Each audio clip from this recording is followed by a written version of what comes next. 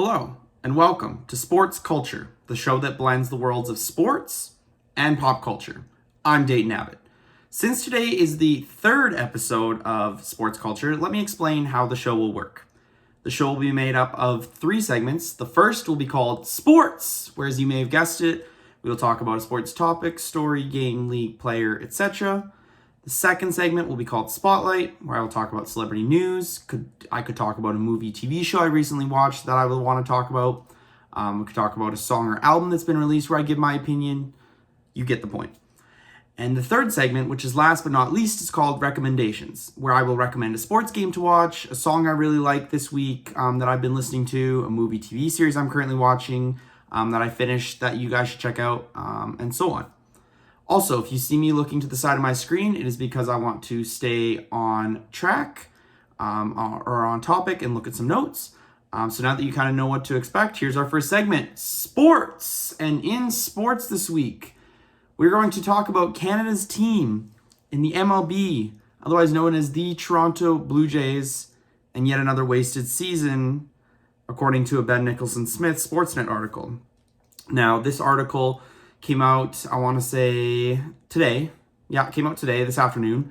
The headline reads, as core nears free agency, missed chances are adding up for the Blue Jays. And just to summarize, in the article, Ben talks about how the multiple errors in the two-game wildcard series cost the Jays, how we can avoid the wildcard series by winning the division next year, and ultimately how, in the headline, the aging core of our team is getting older, of the Jays core. When I say my team, I mean the Blue Jays, is aging.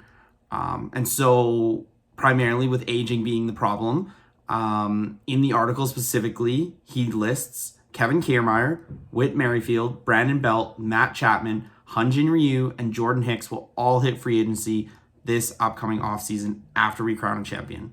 And then after the following year, after the 2024 season, Yusei Kikuchi, Danny Jansen will also hit the market. And then the following year, so 3 years from now, it's Biggio, Bichette, and Guerrero Jr., who will all reach the end of their tenures with Toronto, barring extensions. They're most likely going to get extended, but barring extensions. And to top it all off, George Springer, who's very good in the playoffs and is supposed to be leading us, is 34 years old with declining power. Ben Nicholson-Smith also notes. So that's a lot. That's an outfielder. That's a bench bat, your third baseman, and your ace probably 2 or 3 seasons ago in Hyun-Jin Ryu. Jordan Hicks, pretty great reliever, all said and done. Yusei Kikuchi in the following season, the second offseason, is your lefty in the rotation. Danny Jansen's your number 1 catcher right now. So lots of players leaving, and very soon, barring extensions. So you're asking yourself, Dayton, what can we do to prevent this aging core? And in my opinion, I say you have to keep the core. And the core being Biggio, Guerrero Jr., and Bichette. You have to keep them for as long as possible. I think you have to extend them next offseason so that you don't lose them no matter what the following offseason. And you need to keep supplementing veterans in the lineup, like Brandon Belt, like Whit Merrifield. I like all those guys. I think you need to re-sign Matt Chapman. I think he is arguably essential piece. I think he should be considered as one of the core. And your biggest need after next offseason and Yusei Kikuchi goes is a lefty, and a really strong lefty. So maybe for next offseason, for next year, you move Kikuchi to the bullpen. You sign a guy like Eduardo Rodriguez, who had a stellar, outstanding year from the Detroit Tigers. Or maybe you get a bigger young lefty. Maybe he doesn't sign with the Dodgers in Julio Urias. That would be ideal. And you just bolster that lefty on your rotation. And then with third base, I already said, extend Chapman.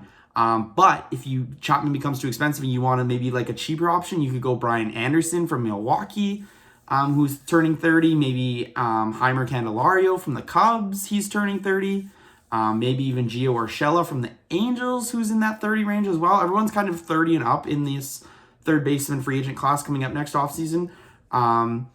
And should we be going short or long-term with our options? I say we go long-term with the core, but if we're going to get guys in free agency, we go short-term. And for me, it's based off age and it's based off production.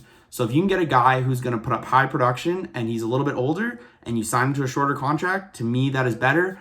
And specifically to address to me the starting rotation with the lefty and the bullpen. Third base, I think your best option is re-signing Matt Chapman. Or going and getting one of those options, like I said. But that's all the solutions for next year's squad. We're going to have to wait and see what the Jays do in the offseason. Let me know your thoughts down in the comments below. But that's kind of my thoughts, what to do at third base, bolster the rotation, bolster the bullpen. And we'll have to wait another full baseball season as the Jays season comes to an end, losing 2 of 3 to the wild card series to the Twins. Moving on to our second segment now. We are in Spotlight, which is our second segment. And the topic this week is how I went to go see the movie The Creator last Friday when it came out on September 29th. That was my birthday week, which was super fun. And overall, the movie was amazing. I really enjoyed it. I haven't been seeing great sci-fi movies as of late. Dune, as of note, Dune was just slow, and it was very, almost put me to sleep. So The Creator was a really nice change of pace from Dune, and I'm excited to see that sci-fi is back. Sci-fi is back, baby. So what I disliked, what I liked, and then further thoughts on the movie. The thing I disliked about The Creator was that the ending was was a little too broad for me. It was a very classic ending. Good guy takes down bad guy. And just kind of leaves us on, like, not a cliffhanger, but just kind of leaves it very, very open-ended. I don't feel like we got the clarity we quite deserved in the disliked. However, what I did like was it was a massive scale. Just the cinematography, the world building, as you would call it, is amazing. It's got a great pace to the movie. I think it flows from one scene to the next. We don't stay on one talking point for too long. Good plot for the most part. I think there is plot holes, as there is in any good or great film or good film. In order for it to be a great film, there's not really many plot holes, but in this one, it's a good film.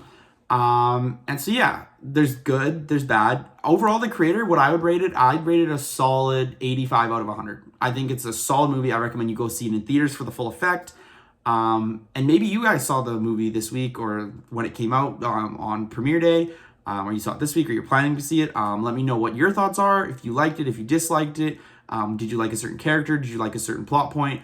Let me know your thoughts down below, but those are some of kind of my thoughts about The Creator. And now we're going to jump into my third segment for this week, my recommendation to you. And this week we're going to switch it up. It's music related. So this week's recommendation is to check out the song Greedy by Tate McRae. It has been in my head all week long, super catchy. The song was released on September 15th, 2023 through McRae's record label, who she signed with, RCA Records. Currently, the song has peaked at number 1 in Denmark and Norway, while it's entering the top 10 in Austria, Australia, Canada, Iceland, Ireland, Latvia, Luxembourg, New Zealand, Singapore, Sweden, Switzerland, United Kingdom, and the Netherlands, which is insane. How many countries is that? That's two countries inside number 1. Top 10 in 1, 2, 3, 4, 5, 6, 7, 8, 9, 10, 11, 12, 13 different countries right now. Insane. And the song's only been out about maybe a couple of weeks. It's just crazy how far she has come. Tate McRae, as a singer, as I will note, has been on the come up and the climb for quite some time, starting all the way back in 2020 when she put out her first single that I ever heard, You Broke Me First. And then she started collaborating with Tiesto on a massive dance hit, 1035. Now she's put out Greedy, which is her latest single. It's been stuck in my head. It's a really catchy beat. I recommend you go give it a listen. It's amazing. I don't know what's next for her. Maybe you guys could tell me what's next for her. Is it another hit song? Is it another hit album on the way soon? Who knows? For now, we'll have to wait and see. Do you guys vibe with Tate McRae? Do you like some of her songs, not all of her songs? You love all of her songs? You hate all of her songs? Let me know your thoughts on her down below. And that's all the time we have for this episode of Sports Culture. So if you like the show, you dislike the show, any comments at all for me to improve the show, let me know down below, including future recommendations of yours. If you want me to check out a song, movie, TV show, let me know down in the comments so I can include them in the segment recommendation, or I should just check them out on my own because it's really cool stuff. If you would like to follow me, you can do so on Twitter or Instagram. My Twitter or X is @Dayton__Abbott. And my Instagram is Dayton.Abbott. That's all I have. Take care. Thanks for watching. See you next time.